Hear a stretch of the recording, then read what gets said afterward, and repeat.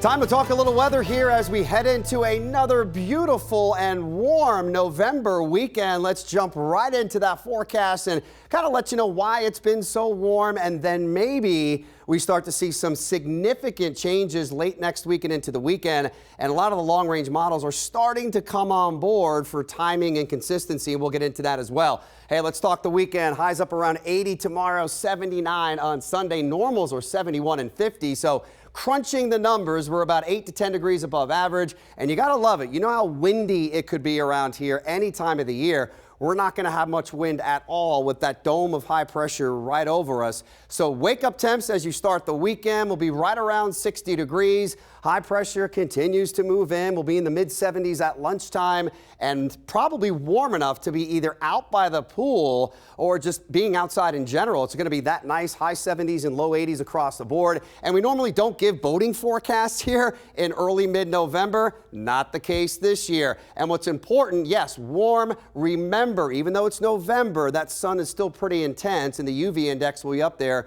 So make sure you got that sunblock on. If you're camping out there this weekend, low 60s, and with not much wind, we're not going to see much chop out there except for increasing boat traffic late in the afternoon. And how about this? I mean, you could probably be in shorts and t-shirts up in the Spring Mountains with highs around 60. So high pressure will come off the Pacific, and when that high is right over us, remember, high pressure's got a lot of very heavy, dry, dense air, and the tendency is for that air to be constantly sinking. So we're not going to see much cloud cover, but when that air compresses down to the Earth's surface, it is going to heat up, and the resulting factor right there, about 8 to 10 degrees above normal. Not much change until about Veterans Day or next Wednesday. So here's the 10-day outlook. These are for high temperatures. If you like what I've got dialed up here with highs around 80, nights around 60, we've got you covered all the way through the middle of the week. And then a significant drop off in temperatures Friday, not only through next weekend, but into the following week. But it's not like we're going to have highs in the 50s, because the normal high once we get to next weekend is in the upper 60s. But if you want it to feel more November-like, again, that will happen late next week and into the weekend. Now, this map right now, the 8 to 14-day outlook, this is not the map that I created. This is the Climate Prediction Center, and I like the color blue, especially how warm it has been. So there's your change in temperatures. Also, wetter than normal conditions around the entire region. What we're looking at, again, not much action. Everything is to the north with the jet stream. That's the steering wheels for storm systems and the dividing line between warm and cold air. Here comes Big Blue. That'll sit right over us. We just talked about that this weekend.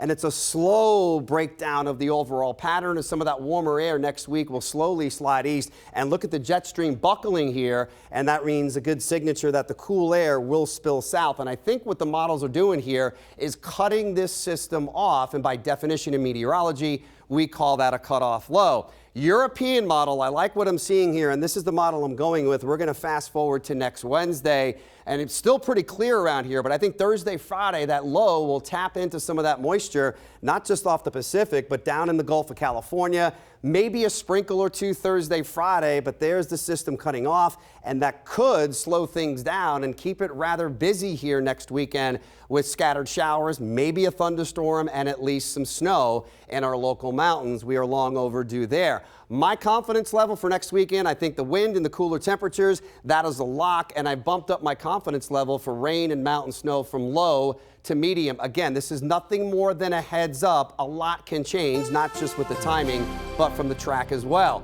10-day forecast will keep it close to 80 through Veterans Day. Warmest Veterans Day on record, 88 degrees. So we're not going to get there, but still pretty warm. Nights are in the 50s. Breezes increase next week along with some clouds and just a slight chance of some showers Thursday into Friday. And I think the better chance right now will come in Saturday and Sunday. And that is when it's going to start to feel like it should around here as we get close to mid-November and those overnight lows in the 50s. And next Monday, you see there, I've got an overnight low of 48. And if you're wondering, when's the last time we had a low temperature dip down into the 40s, you have to go all the way back to April 27th.